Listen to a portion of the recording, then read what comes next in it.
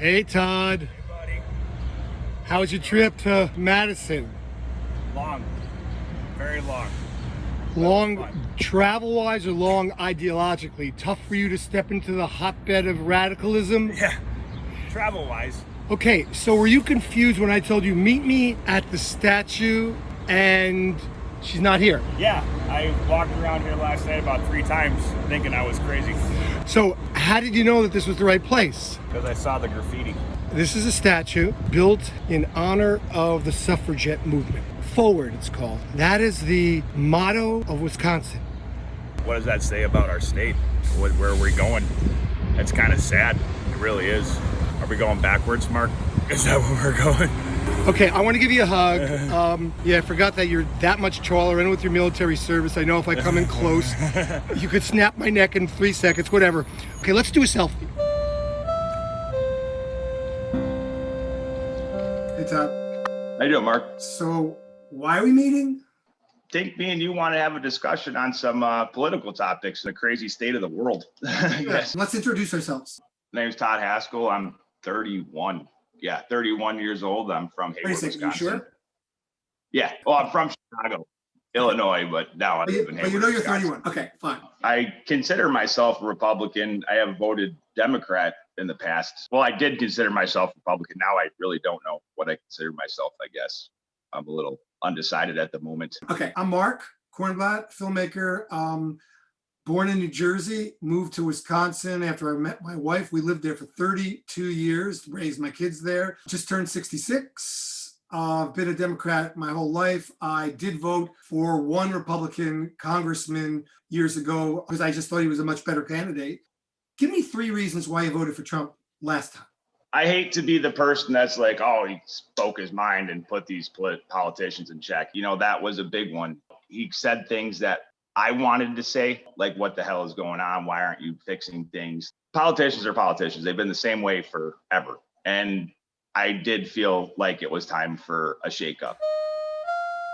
When Donald Trump got an endorsement from David Duke and didn't distance himself from him and claimed he didn't know who he was, that shook things up. When he said that there were good people on both sides of Charlottesville, when the white supremacists said, Jews will not replace us, Jews will not replace us. I do see where you're coming from on a lot of these things. He should have denounced it on the presidential debate when they said, will you right now, denounce supremacy? Even as a Republican and a supporter, whatever, I kind of cringed at that moment. A lot of my friends would say, why are you talking to this guy up in the North Woods of Wisconsin? He's like these guys. He's like these guys. And you're not. But there are a lot of Republicans who are not calling him on it because they think he's good for taxes. And I'm not talking about the rich. We have the Trillion Trees program. We have so many different programs. I do love the environment, but what I want is the cleanest, crystal clear water, the cleanest air. Climate change, global warming is an existential threat to humanity. We have a moral obligation to deal with it. I didn't really think either candidates looked like they were very passionate about it, if that makes sense. Your candidate, Donald Trump, never mentioned the words climate change or global warming. Yeah. I just read a meme today that said, stop asking people if they believe in climate change. Ask them if they understand what it is. Yeah, that's actually probably a better way to put it, because you start asking people, do you believe in climate change? I mean, of course, right now in northern Wisconsin, it's freezing and it snowed 4 inches. So a lot of people are like, no, because it's October and it's snowing. But people also don't understand, I think, the full question. And I believe Donald Trump doesn't have a clue. And if he does have a clue, he's not embracing it. He's not approaching it. He's ignoring it. It's not my fault that it came here. It's China's fault. They kept it from going into the rest of China for the most part, but they didn't keep it from coming out to the world, including Europe and ourselves. And I caught it. I learned a lot. And now I recovered. 99.9 of young people recover. 99% of people recover. We have to recover. We can't close up our nation. We have to open our schools. Think about We what can't the close up our president nation. knew You know, in I said it's January. profit, He but didn't you tell the make it American worse than people. the problem He was itself. told Think this about it. was a I said, serious "Don't make it virus worse that than the spread in problem the itself." air, Don't make it worse and than it the was problem much itself. worse than the flu. He knew how dangerous it was, but he didn't want to tell us. He didn't want to tell us because he didn't want us to panic. Americans don't panic. He panicked. Response? Yeah, I will say, like, when this whole thing broke out, I was laid up for my shoulder surgery, so I wasn't really getting a lot of outside contact. So I did inevitably think that the world was ending. I was like, oh shit, this is it. Like, this is my thing. Let's just all stay the fuck inside for another couple months. We don't really have to open everything back up. And if we're going to, we should do it safely. You served in Afghanistan for 2 tours. What was your actual task? My first deployment, I was a MRF, QRF, Mobile Reaction Force, Quick Reaction Force. My primary function during that deployment was lead gunner on a Humvee. Whenever we'd go out and dismounted patrols, I'd always carry the big guns, the SAWs, 240 Bravo, stuff like that. My second deployment, I was a personal bodyguard for a very high-ranking general.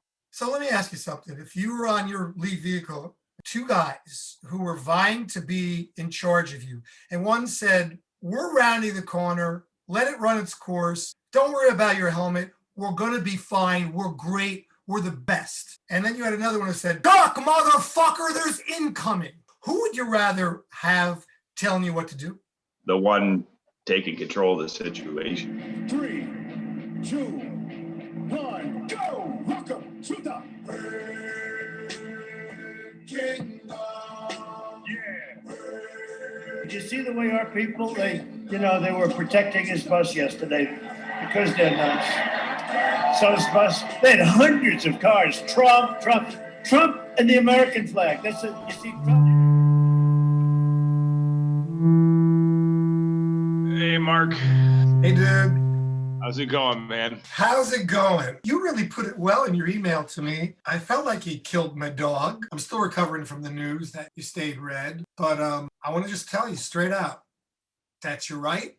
I respect that you have your own opinion, that at the end of the day, you followed whether it was your gut or your conscience, whatever it is, I'm happy we're still talking. Thank you. Tell people, hey, I voted this way, and they don't want to talk to you anymore. It's a weird election. Our democratic system has been weird, but it's proven to work if, wants to work. This is a fraud on the American public. This is an embarrassment to our country. We were getting ready to win this election. Frankly, we did win this election.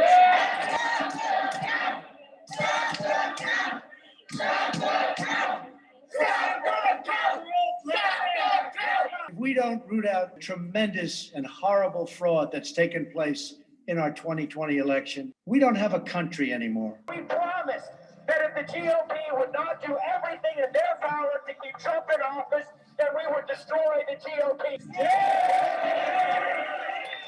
All of us here today do not want to see our election victory stolen by emboldened radical left Democrats and stolen by the fake news media. We will never give up. We will never concede. And to use a favorite term that all of you people really came up with, we will stop the steal.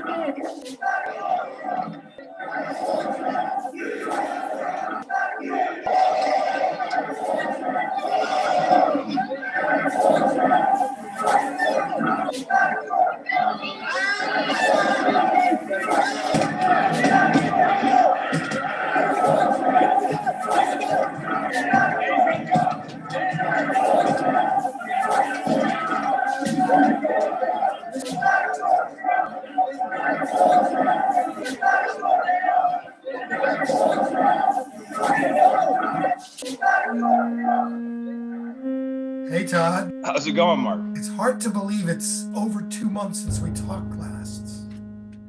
Yeah, it feels like it's been a lot longer than that. I, Joseph Robinette Biden Jr., do solemnly swear. I, Joseph Robinette Biden Jr., do solemnly swear. First of all, how are you feeling? I'm good, real good. Yourself? Good. Gotten my first vaccine shot. How's your wife? She's doing good. Morning sickness. That's why I was a little late getting back to you on the email this morning. But Did you watch the inauguration? I started to about 11:30. I got my times mixed up. I thought it was 12 o'clock our time. So That I will faithfully execute the office of President of the United States. I've actually never watched a presidential inauguration. So you didn't watch when your man Trump won? No, I didn't really care. Preserve, protect, and defend. I didn't watch Trump's inauguration, but I still saw Obama shake Trump's hand. No, he didn't look very happy about it, but he did it. He was a man and stepped up. You're a Trump supporter. You supported him in 2 elections. What was your take on Stop the Steal? What in the fuck happened, man? Like, that's all I got really to say about it is what happened to the presidency, to the position, to the power. It was sickening. Good looking like a dictator at the end of his run. You know, you sounded like this a little to me before in the run up to the election, and still you went with Republicans. My fellow Americans, this is America's day. This is democracy's day, a day of history and hope. So I'm having trouble right now with all of the Republicans who are still denying the vote and are still fomenting this anti-American feeling. That's the thing. And Mark, it's scary. Just from the people I know and see, there's people that think by April 6th, he's going to be back in office. I don't fucking see how in the hell, if you've ever seen an American election work, you could think that. How do you feel today?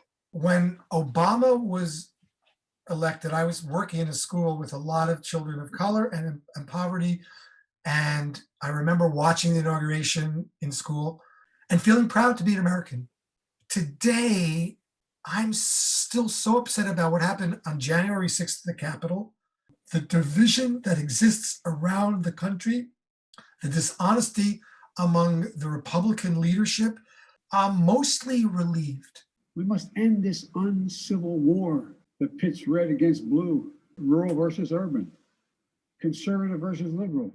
We can do this if we open our souls instead of hardening our hearts. I'm hoping that with half of the people of America being happy and optimistic, that the half that is not and dressing up like assholes and storming the Capitol, we might actually start to maybe find some people that'll just sit down and be like, let's stop fighting. We're getting nowhere. Amen. So you tell me you haven't been here before, right? No. Come on. Let's go look at the Capitol, where your tax dollars come.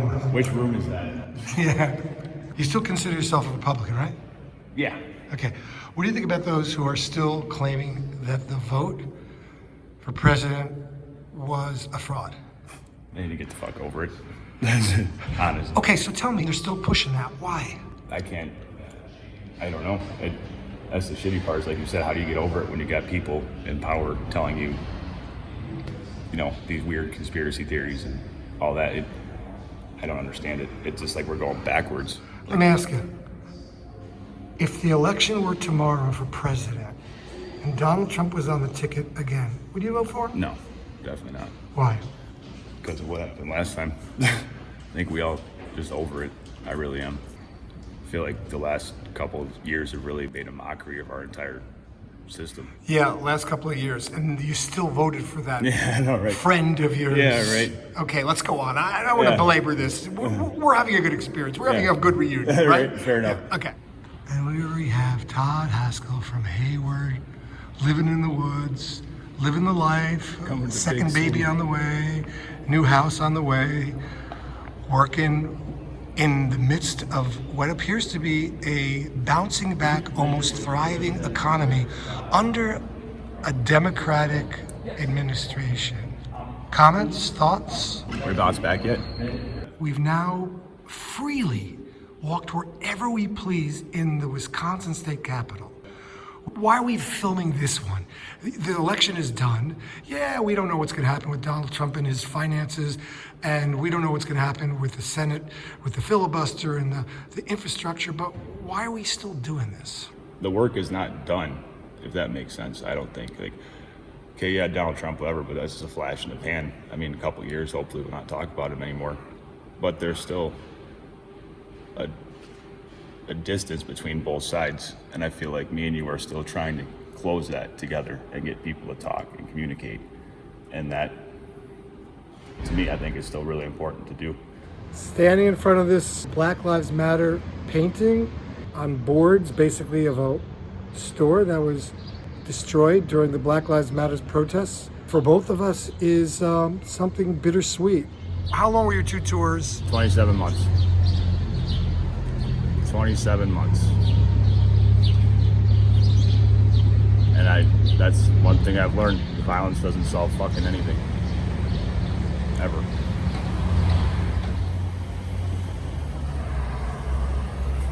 This is where it all happens, dude, because anyone who knows anything about Madison, Wisconsin, they know it's Mickey's. So you earned this breakfast. You could have anything you want off the kids' menu. Sweet chicken nuggets.